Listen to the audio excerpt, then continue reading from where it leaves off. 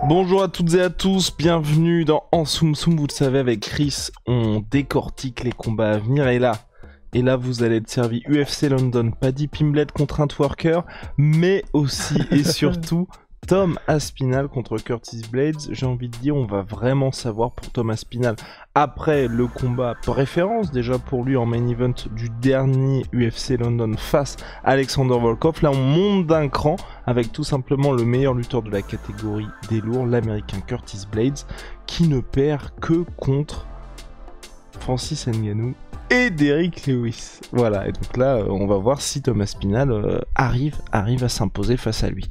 Messieurs, générique. Soit.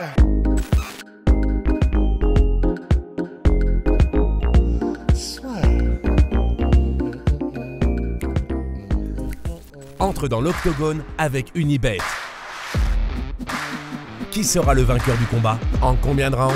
Fais tes paris sur l'app numéro 1 et profite de 150 € offerts sur ton premier pari. Tom Aspinall, là, contre Curtis Blaydes, est-ce que tu penses qu'il a ce qu'il faut pour réussir à s'imposer face à Curtis Blaydes? Parce que sur le papier, je m'inquiète un petit peu. Parce que c'est un cauchemar, ce Curtis Blaydes. C'est tellement difficile à dire. C'est vraiment compliqué à dire. D'un côté, on a Curtis Blaydes qui est arrivé plutôt complètement comme un lutteur et s'est imposé dans la division poids lourd grâce à ça. Et sa dernière performance, et même une performance plutôt contre Junior Dos Santos il y a 2-3 ans, il a montré que son pied-point commençait à prendre en valeur et en qualité.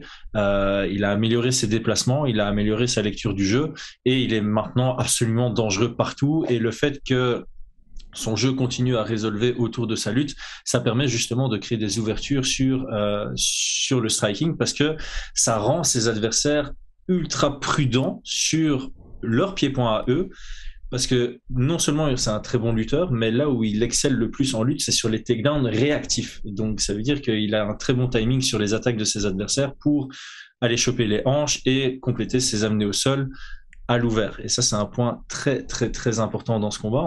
Je pense qu'on en avait déjà parlé quand il a affronté Derrick Lewis. Derrick Lewis, qui, comme Tyron Woodley, aime bien se mettre dos à la cage. Ça avait mis en difficulté Curtis Blaydes parce qu'il a besoin d'espace derrière son adversaire pour mieux compléter ses amenées au sol. Il a plus de mal à les compléter à la cage. Donc ça peut être un point stratégique que Aspinall utilise dans son game plan. Mais c'est contre-productif par rapport à son style, parce que Tom Aspinall, c'est plutôt un combattant à pression, boxe anglaise au top, jiu-jitsu incroyable, et il a montré contre Volkov que sa lutte offensive était aussi au rendez-vous. Donc on doit spéculer, parce qu'il y a très peu de gens qui ont tenté de l'amener au sol. Si sa lutte offensive est si bonne que ce qu'il a montré contre Volkov, il se pourrait qu'elle soit très bonne défensivement aussi. Et c'est pour ça que ce combat est très difficile à juger, parce qu'on ne sait pas si Aspinall va réussir à vraiment défendre les amener au sol de Curtis Blaydes, ou s'il va devoir survivre sur son dos et puis imposer son pied-point en pression, ou s'il est capable de combattre dos à la cage et d'exploiter des contres un peu comme l'ont fait Derrick Lewis ou Francis Ngannou.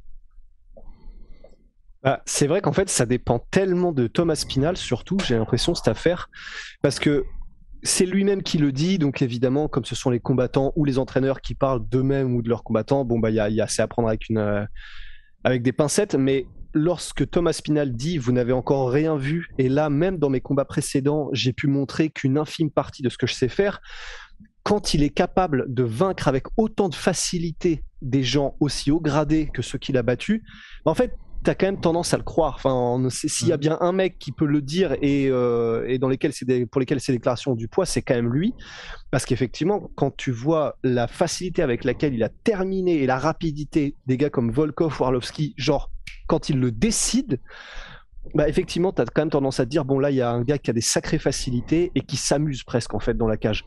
Et c'est pour ça que moi aussi, je sais pas trop quoi en penser de ce combat-là, parce que il y a vraiment de très fortes probabilités aussi que soit c'est Tom Aspinall qui décide de complètement surprendre tout le monde et d'utiliser lui-même sa lutte offensive. Franchement, ça me surprendrait pas, comme tu l'as dit, Chris. Et au sol, si c'est lui qui est en position dominante, on peut avoir des surprises. Et donc franchement, ça peut être soit ça peut être rester debout et il peut tenter de faire une masterclass Thomas Spinal.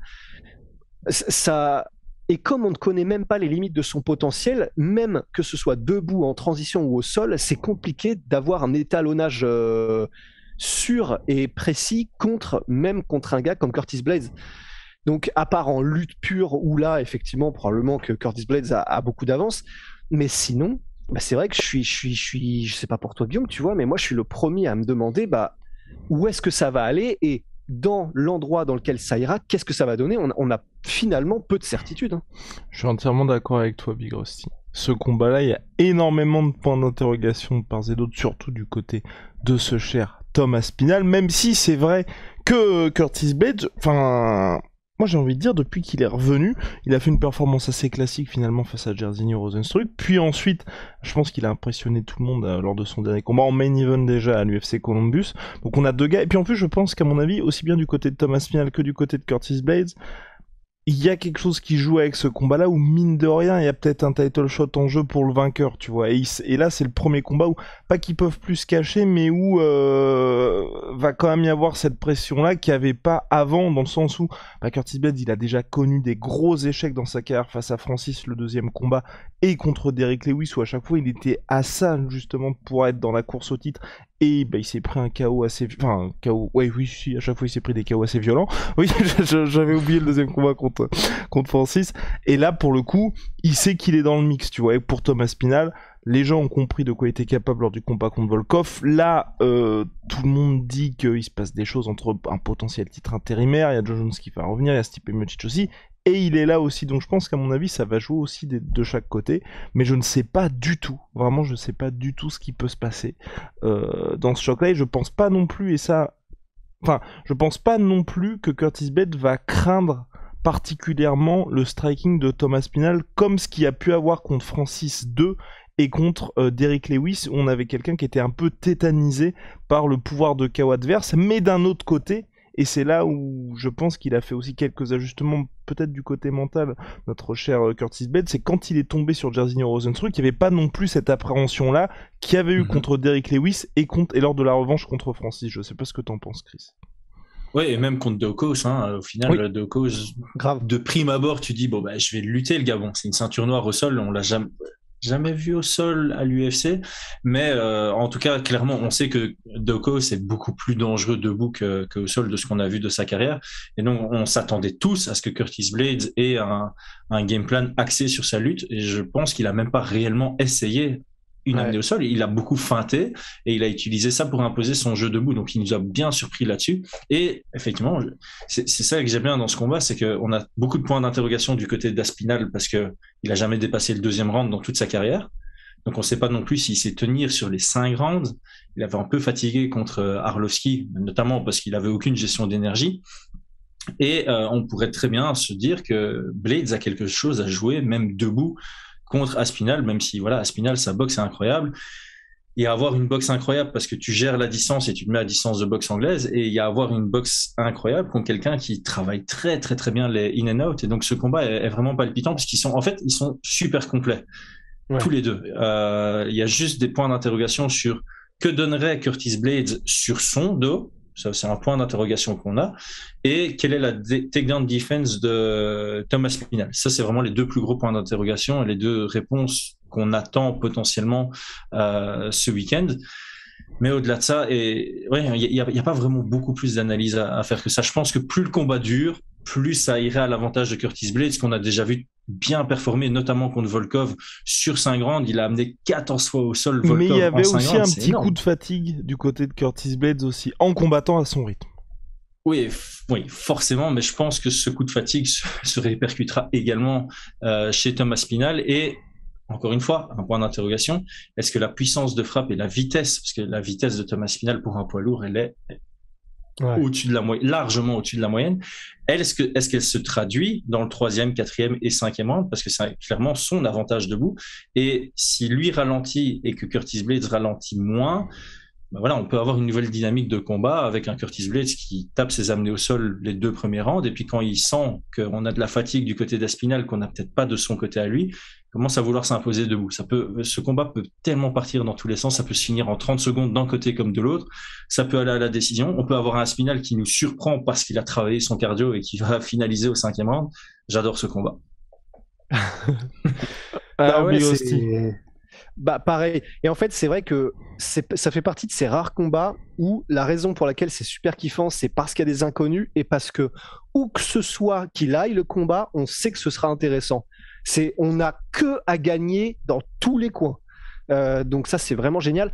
Et c'est vrai que bah debout particulièrement, enfin pas particulièrement, parce que vraiment là, tous les domaines m'intéressent autant les uns que les autres aussi. Mais debout, je suis intéressé de voir. Il a développé un très bon pied-point et en plus, particulièrement avec ces menaces d'amener au sol Curtis Blades. Mais debout, il reste malgré tout un peu plus classique dans ses combinaisons, sa manière de frapper, son approche, etc. Tandis que pour le coup, Aspinal, il est très rapide et en plus de ça, il a des combinaisons qui dénotent de quelqu'un qui est beaucoup plus un naturel et quelqu'un qui a des facilités d'apprentissage debout, mais aussi qui est vraiment capable de... Alors, éclairez-moi les gars, c'était contre qui déjà qu'il avait mis un genou suivi de, il me semble, le même côté... C'était contre Spivak. Non, bah, contre avec le coude. Collier. Contre Jack Collier, contre Jack Collier, je crois effectivement. Enfin, je pense que tu as raison, Chris, c'était celui-là auquel je pense. Et ça, ce sont des combinaisons qui peuvent bien évidemment être travaillées à l'entraînement. Enfin, c'est quasiment tout peut se travailler avec des pattes d'ours à l'entraînement ou n'importe quoi. Mais néanmoins, pour ressortir ce genre de combinaison à ce moment précis, c'est-à-dire qu'il faut savoir que c'est à la bonne distance, savoir que le timing est bon, enfin avoir compris un petit peu les réponses de l'adversaire pour savoir si tu peux le placer ou pas. Et le fait qu'il le place autant en détente, et c'est une combinaison qui est même mécaniquement pas facile à placer, bah franchement, moi, c'est à ce moment-là où je me suis dit, ah oui, d'accord, si un poids lourd est capable de sortir une combinaison comme celle-là, clairement, tout le monde ne peut pas faire ça. Et même s'il a un très bon niveau, Curtis Blades, par exemple, je le vois vraiment pas faire ce genre de combinaisons qui sont un peu plus compliquées à mettre en place. Et plus compliquées même mécaniquement. L'enchaînement des différents coups n'est pas évident, en fait, de ceux-là particulièrement. Donc, debout aussi, je suis très curieux de voir si le côté naturel, créatif et presque un peu instinctif et organique de Thomas Spinal, comment est-ce que c'est par rapport au côté un peu plus traditionnel et classique, mais pas moins efficace de Blades. Ouais, et c'est intéressant que tu soulignes ce genou parce qu'effectivement, face à un lutteur qui fait beaucoup de in and out, avoir un timing comme ça sur des genoux en contre, comme le masterclass à ce niveau-là, je pense que c'est Donald Cerrone contre Eddie Alvarez. À partir du deuxième round, qui commençait à placer des genoux interceptants, on dirait ça en français. C'était assez incroyable. T'as dit qui, pardon? Donald Cerrone contre Eddie Alvarez. Contre Alexander aussi. Contre Hernandez. Les deux, t'as raison. Oui, et avoir ce genre de timing naturel, ça peut être très très efficace contre un lutteur. Ça peut vraiment le rendre hésitant sur les shoots parce que le genou il peut venir à la tête à ce niveau-là. Et effectivement, sa capacité à reprendre une posture pour attaquer directement derrière. Il faut imaginer, il y a un poids lourd de 120 kg qui te fonce dessus en Jake Collier, qui casse la distance. Tu vas avoir un bon timing sur ton genou. Tu vas remettre ton pied là où il était de base pour directement envoyer ton jab cross et toucher avec le jab cross. C'est un KO qui est magnifique, techniquement magnifique. Alors, c'est pas le plus impressionnant des KO, mais quand on recherche la propreté technique dans un KO, celui-là fait partie des très très beaux. Et puis en plus de ça, là, puisqu'on est dessus, c'est clair que s'il y a bien un truc à notifier par rapport à un timing de lutte aussi, c'est ce qu'a mis Derrick Lewis face à Curtis Blades. Donc il y a moyen, entre guillemets, même si c'était aussi une erreur de setup de la part de Blades. Alors messieurs, pronostic. Là, j'ai du mal à rester neutre. J'ai tellement envie de voir Aspinal gagner. Okay. Et vu la carrière de Aspinal, il n'a jamais été dans ce troisième round. Je le vois, TKO dans le deuxième. Wow. Je le dis vraiment avec aucune certitude, mais en même temps, j'avais pronostiqué Aspinal par soumission dans le premier round contre Volkov. C'est vrai. Ça s'est avéré vrai. Donc, ok, Aspinal TKO, je prends confiance en moi. Aspinal TKO dans le deuxième. Il est chez lui et tout. Ça va le faire. C'est vrai. Moi, je vais dire aussi Thomas Aspinal et je vais dire soumission. Oh la vache, allez, soumission au premier round. Je me dis, ils sont encore frais. pas encore de sueur. Il surprend Curtis Blades contre toute attente. Il le met au sol et il fait une hashtag Arlovski, hashtag Volkov. Et il arrive à l'empacter. C'est pas évident. En plus, on sait que Curtis Blades s'entraîne avec des très très gros calibres, même au sol. Donc pas facile. Mais allez, ce serait un beau statement. Ouais. Aspinall, c'est une grosse ceinture noire. Ouais. On l'oublie parce que c'est pas son style prédominant, mais ça peut le devenir. Mais c'est une énorme ceinture noire. Son sol est incroyable. Wow. Bah, pour le coup, messieurs, c'est un donc main event UFC. TKO Curtis Blades, 4e round. Voilà. Je pense que là, ça va être un petit peu trop compliqué pour ce cher Thomas Aspinall à Londres.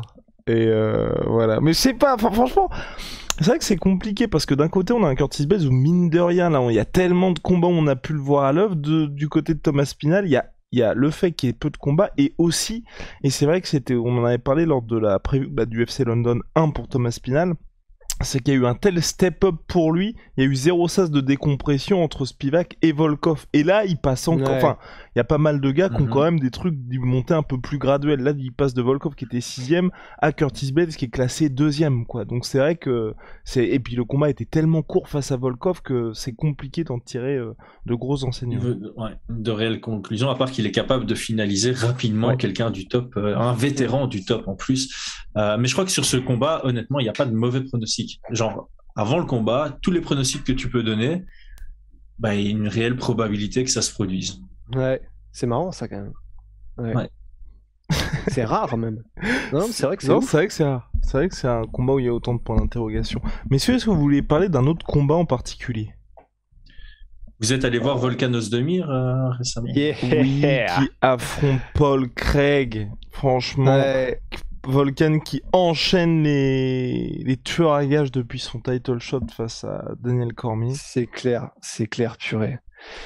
Bah ouais, là il faut qu'on parle de Volkan, c'est sûr, parce que c'est clair que au moins ce qui est vraiment kiffant, c'est qu'il ne refuse personne, quoi. Enfin, Volkan, quand on le voit les gars là, tous les derniers combats, Daniel Cormier, Anthony Smith, Dominique Reyes, Ilir Latifi, Rakic, Prochaska, Ankalaev, c'est de la folie. Enfin, il prend tout le monde. Mais surtout des combats qui vieillissent très bien. Et des combats, et absolument. Et des combats qui vieillissent très bien parce que perdre contre Prochaska, il y a aucune honte. Ankalaev, parce qu'il est champion tout simplement. Ankalaev, pareil, c'est l'épouvantail de la catégorie. Daniel Cormier, on n'en parle même pas. Reyes, pareil. Enfin, c'est vraiment. Et puis Ilir Latifi et Rakic. Latifi gros KO et Rakic combat très serré. Mais c'est quand même Rakic aussi qui est dans les petits papiers. Et surtout, moi, du coup, ce que j'ai vraiment très envie de voir, mais comme tous ceux qui suivent un peu du coup Volkan, c'est la différence ou pas depuis qu'il est à All-Star en Suède, parce que maintenant, donc, il a bougé, il a vraiment décidé de tout chambouler dans sa carrière en allant s'entraîner en Suède avec Khamzat, Gustafsson, il y a Kutateladze, il y a... Enfin, ou un des plus gros gyms d'Europe, point final. Largement. En plus, largement, et en plus avec un mastermind dans la personne de Andreas Michaels derrière, qui vraiment est quelqu'un qui... C'est un vrai mastermind, quoi. C'est-à-dire c'est un head coach de MMA, et en plus, il a une vraie philosophie derrière ce qu'il fait, il sait où il va, enfin, c'est vraiment très impressionnant, et il a pris donc Volkan, entre guillemets, sous son aile, quoi. Et donc, vraiment, j'ai tellement hâte de voir s'il y a eu un changement ou pas, et si oui, qu'est-ce que ça va donner, parce qu'on sait déjà, pour avoir parlé à Volkan, que déjà en termes d'entraînement, même de charge d'entraînement et de manière de s'entraîner, c'est vraiment plus du tout la même limonade qu'avant. Donc forcément, il y aura un changement, reste à savoir comment il se traduira dans la cage. Et après, c'est clair que le problème, c'est que Paul Craig, c'est tellement c'est vraiment... Il est, je le surkiffe. Évidemment, je suis team Volkan parce que c'est Volkan, mais si c'était pas Volkan, je suis quasiment tout le temps pour Paul Craig tellement je le kiffe. Mais c'est un gars vraiment il est tellement intéressant. À la base, il est prof, il fait ça un peu à moitié le MMA. Il arrive quand même à avoir un certain succès. Il est connu pour avoir d'ailleurs fini en Ankalaev à la dernière seconde avec un triangle. Il est connu pour ça. C'est Braveheart pour de vrai. Et même pas que le maquillage parce qu'il vient avec et tout ça, mais c'est vraiment Braveheart pour de vrai. Il est écossais et tout. Et là, depuis qu'il a décidé de prendre sa carrière sérieusement et de vraiment se mettre à temps plein en MMA, bah, il a quand même un sacré succès. Là, il est sur 6 combats sans défaite. Et quand je dis sans défaite, c'est parce qu'il y a eu une égalité contre Monsieur Shogun Roi. Mais sinon, c'est un finisher de fou. Il a fini tous ses combats, à part l'égalité là, sur ces 6 derniers. Il est physique, il est ultra technique au sol, il abandonne jamais, un combat n'est jamais fini contre lui. Il est un peu terrifiant quand même, Paul Craig, quand t'es de la team de son adversaire, mais du coup, je suis très curieux de voir le combat. Ouais, je pense que c'est un bon... Enfin, encore une fois, j'aime bien ce genre de combat pour Volkan, quelqu'un qui a besoin... Il a absolument besoin d'une victoire maintenant.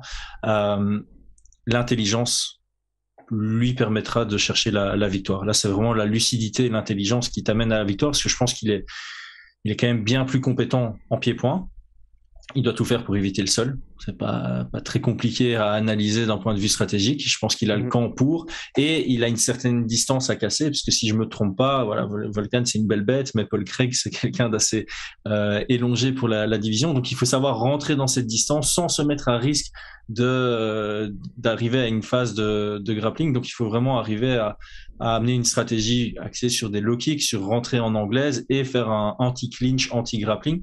Donc je pense que c'est complètement dans les cordes de Volkan, et ça va montrer la direction de la suite de sa carrière. Une victoire, bah, il a encore une aspiration pour rester dans le top assez longtemps. Une défaite, bah, là clairement on aura en Volkan un gatekeeper du top 10, et ce sera a priori sa définition. Mais il devrait être favori dans ce combat. Les cotes de Paris sont pas encore là, mais moi je le mettrais favori ici.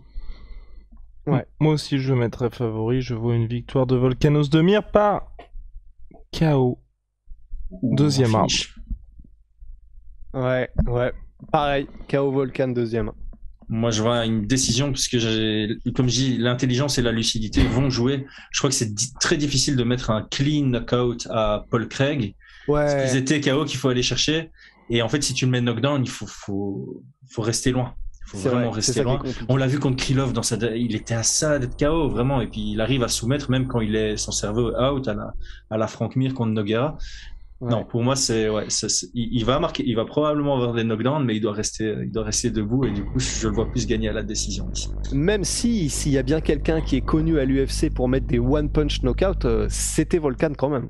Ouais, tout à fait. Mais Paul Craig a un autre menton. Ouais, et puis il est tellement tricky. Enfin, c'est vraiment, c'est une horreur, Paul Craig. Et difficile à frapper très nettement, difficile à vraiment. C'est une anguille, mais bah, sauf que c'est une anguille de peut-être 100 kilos le jour du combat, quoi. C'est ça. Et messieurs, quid the patty, the bad Pimblet. The bad. Oh, Chris, il est pas. Ouais, moi j'ai déjà donné mon opinion sur Paddy Pimblett publiquement. Je pense que il a un certain talent. Pour moi, il n'a pas une discipline de vie qui lui permette de complètement atteindre ce talent. Et pour l'instant, je dirais qu'il est bien construit par l'UFC, ce qui lui permet de grappiller des victoires tranquillement. Mais allez, si tout le monde est honnête avec eux-mêmes, quand il arrivait à l'UFC, il n'avait pas le niveau du top 15. Alors aujourd'hui, il a une chance de construire son niveau pour y arriver. L'UFC lui permet d'y aller vraiment étape par étape. Donc, j'ai pas de doute qu'il peut y arriver. Mais aujourd'hui, c'est vraiment trop tôt pour définir si c'est vraiment un futur contender. Il a clairement un star power, c'est clairement une star, marketing au top et tout ce qui s'ensuit. Mais pour l'instant, il n'a pas le niveau d'inquiéter le top 10. De ce qu'on a vu dernièrement, tu le mets contre un top 10, il est ultra underdog. Pour moi, il n'y a pas de débat à avoir. Est-ce qu'il a le potentiel d'arriver dans le top 10 ? Oui, parce que notamment, c'est une star, donc il gagne bien, donc il peut vraiment s'encadrer des bonnes personnes, s'entraîner à fond et se construire progressivement grâce à un UFC qui va être prudent sur le matchmaking. Mais il a encore une marge de développement et de progression à accomplir avant de me convaincre qu'il fera partie un jour de ce top 10. Ouais. Non, je pas grand chose à rajouter, parce que c'est vrai que là tout a été parfaitement résumé par la décryptance. Ouais, voilà, c'est simplement en fait maintenant je pense que c'est spoiler alert, mais on attend juste là un combat divertissant et qui soulève les foules de la part de Paddy, et c'est pas une tare et c'est pas un mal. Donc maintenant que Personnellement, et comme vous deux, j'ai l'impression, j'ai un petit peu, entre guillemets, abandonné des espoirs qu'il aille chercher des titres, etc. En vrai, moi, je suis juste là pour kiffer l'expérience Paddy, et du coup, voilà, quoi, quel que soit le résultat, tant que c'est cool, que ça fait des moments légendaires, que ça fait soulever les cœurs. Bon, en vrai, maintenant, pour moi, c'est le principal avec Paddy, quoi. Mais en fait, là, c'est vraiment un chouette combat qu'ils lui ont mis. C'est-à-dire que logiquement, il devrait dominer debout, parce qu'il a un style très folklorique debout qui est efficace. On va pas se mentir, son dernier combat au Cage Warriors l'a montré. S'il est mis sous pression, il va avoir des difficultés, mais je vois pas Leavitt le mettre sous pression debout. Et si ça va au sol, ça va vraiment montrer des belles choses, parce que c'est tous les deux très bons grappleurs. Mais Paddy est légèrement au-dessus, donc c'est un combat relativement safe pour lui, selon moi. Il devrait l'emporter, parce que si c'est debout, il a un avantage assez conséquent. Si ça va au sol, il a un léger avantage, surtout si c'est lui qui a le top control. Donc voilà, c'est encore une fois un bon matchmaking, et dans tous les cas, ce sera un combat fun, soit avec un highlight, soit avec une victoire par highlight, soit avec un highlight de combat assez intéressant. Le pronostic final, Chris. Eh ben, je vais partir sur la deuxième option que j'ai dite, donc pas un highlight victoire, mais un highlight de très beaux combats avec des chouettes moments, surtout au sol, avec des belles combinaisons debout, et je le vois gagner à la décision, parce que ce petit Leavitt là, il est durable quand même, le gaillard. J'ai l'impression de copier tous mes pronos là depuis le début du podcast, mais je vais aussi dire non, allez. Je vais dire, tiens, soumission. Victoire par soumission de Paddy the Baddy. Et puis voilà, et puis une soumission, et puis une petite danse de Beatles, et puis sur la cage, et puis déchaîne les foules, et puis tout le monde en a eu pour son argent. Ouais, moi aussi, je veux une victoire par soumission. 3e round de Paddy Pimblett. Voilà, messieurs. Je pense qu'on a fait le tour. Ah, tu veux parler de Mokaev? Très vite fait, juste simplement de quand même noter que Alexander Gustafsson revient, et mais que oui, c'est vrai. Une légende, faut le dire aussi. Il revient contre qui? Contre Krylov, justement. Wow. Et dur, ils sont durs avec l'UFC. Ouais, intéressant. Ouais. Mais après, ça dit, mais c'est ça, l'avantage de Krylov, c'est que c'est au moins si Gustafsson gagne, ça le replace dans le mix directement. Ouais, c'est ça. Et puis ça fera un combat de toute façon intéressant. Krylov, qui est quand même toujours quelqu'un. Oui, mais j'ai réussi à le souffler. C'est quand même quelqu'un qui est toujours spectaculaire et intéressant. Enfin, la plupart du temps, Krylov en tout cas. Et du coup, le combat, si ça se passe debout, ça va être vraiment cool, parce que Krylov a un style qui est efficace et intéressant debout. Il vient du Kyokushin, mais il est quand même complet. Il a quand même une bonne anglaise. Et Gustafsson, on ne présente plus son style très aérien, très léger, mais par contre, quand ça touche, c'est tractopelle. Et pour le coup, voilà, de toute façon, maintenant, voilà, j'assume de faire mon fanboy maintenant que je l'ai vu en vrai. Mais pour l'avoir vu frapper au sac, c'est vraiment, tu sais, j'entendais depuis qu'on était tout petit, enfin que j'étais tout petit, en tout cas, je vais parler que pour moi, quand j'entendais les anecdotes, par exemple, de Joe Rogan qui parlait des low kicks sur le sac de Pedro Rizzo, il était en mode, mais c'est pas possible. J'ai eu un tout petit peu cette impression aussi. C'est-à-dire que quand tu vois l'impact contre un sac qui normalement fait 90 kilos de l'anglaise de Gustafsson, c'est terrifiant. Enfin, c'est vraiment intéressant de voir ça, même la différence des impacts entre différents gabarits et différents combattants. Et c'est pour ça qu'il a eu autant de succès dans sa carrière. Hein. Enfin, c'est-à-dire qu'il n'est pas là pour rien, Gustafsson. Et quand on voit même les KO qu'il mettait en début de carrière, etc., en gardant le même style, c'est quand même pas pour rien. Donc là, je pense que si ça reste debout, ça peut faire vraiment un combat super intéressant et technique entre deux light heavyweights que sont donc Krylov et Gustafsson, et simplement pour le fait que Gustafsson est là, on sait qu'il est plus là pour longtemps, profitons-en, quoi. Chris, t'as un truc à ajouter? Non, je rejoins Rust là-dessus. C'est vrai que les deux sont capables de proposer de beaux combats debout dans une dynamique contrôlée, et ils sont tous les deux totalement ouverts aux situations chaotiques debout. Et donc dans tous les cas, on aura soit quelque chose de plutôt propre et réfléchi debout, soit on aura des petits moments d'exalte. Et dans tous les cas, je pense que ça va être un chouette combat. Et même au sol, au fait, les deux sont totalement compétents. Je pense peut-être que Gustafsson pourrait rechercher le sol, parce qu'en top control, il aurait quelque chose à jouer pour s'assurer les rounds. Il a une très bonne lutte. Il l'utilise que en plan B pour surprendre. Donc, on va quand même garder ça à l'œil. Et Krylov, C'est ultra drôle son palmarès, hein. Il est capable de se faire soumettre par n'importe qui. Il est capable de soumettre n'importe qui. Donc c'est quelqu'un high risk, high reward au sol. Donc il accepte de prendre des gros risques pour potentiellement avoir des grosses récompenses. Mais de temps en temps, ces gros risques, ça le met aussi dans des situations très compliquées desquelles il sort pas toujours. Donc Krylov a un peu ce manque de fight IQ. Ouais.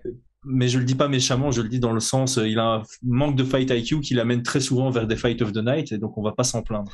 Même si dernièrement, il a eu des gros passages à vide, parce que si je me souviens bien, alors que du coup, je surkiffe Krylov, mais il me semble que ses combats contre Johnny Walker et Ankalaev étaient vraiment très ennuyeux, si je me souviens bien. Ouais. Étonnamment. Ouais. Complètement. Donc, en tout cas. Ouais, après, contre Johnny Walker, je mettrais ça sur le coup de Johnny Walker. Ouais, devenu ennuyeux.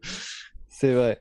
Et puis les gars, faut peut-être aussi qu'on évoque très vite fait quand même Mohamed Mokaev qui recombat aussi contre Charles Johnson qui est un nouveau venu à l'UFC. Il est passé par le LFA qui est une des antichambres de l'UFC. Mais simplement le noter parce que voilà, Mohamed Ankalaev, c'est donc ce gars-là qui a pas encore 23 ans, je crois. Mokaev. 21 ans, ouais. J'ai dit quoi? Ankalaev. Pardon, Mokaev. Donc il y a 21 ans, il est toujours sur la piste de battre le record de John Jones pour le plus jeune à réussir à décrocher une ceinture UFC. Donc simplement pour ce fait-là, c'est à être notifié parce qu'en plus il a largement le talent pour. Donc voilà, surveillez Mokaev, regardez, observez si jamais il passe ce nouveau test avec brio parce que si oui, ils vont lui faire passer une vitesse. Donc voilà, très intéressant. Et puis le Common Event, il y a Chris Curtis qui a une super chouette histoire quand même à l'UFC qui vient remplacer Darren Till en last minute en ayant combattu lors de la carte Saroukian contre Gamrot. Donc Curtis a vraiment une histoire incroyable. C'est peut-être pour un autre podcast le compte Rusty. Ouais, franchement, Rusty sur Chris Curtis, ça peut être intéressant. Petite anecdote, parce que c'est vrai qu'un conte, ça fait long. Anecdote, en tout cas, ouais, franchement. Parce que c'est vrai que mine de rien, il est quand même sur une sacrée série, Chris Curtis. Hein. Ouais. Et il est toujours spectaculaire, toujours intéressant. Là, il est sur 7 victoires d'affilée, même 8. Waouh! Après 3 défaites d'affilée au PFL. Hein. Donc, grave. Il était loin dans sa carrière et là, il est très très bien. Donc, ouais, franchement, GG à lui. Donc, chouette carte dans l'ensemble. Ouais, il y a Nathaniel Wood aussi. Enfin, franchement, c'est pas mal. C'est vraiment cool. Et ben voilà, réponse samedi 23 juillet. Messieurs, merci. À très vite. See ya.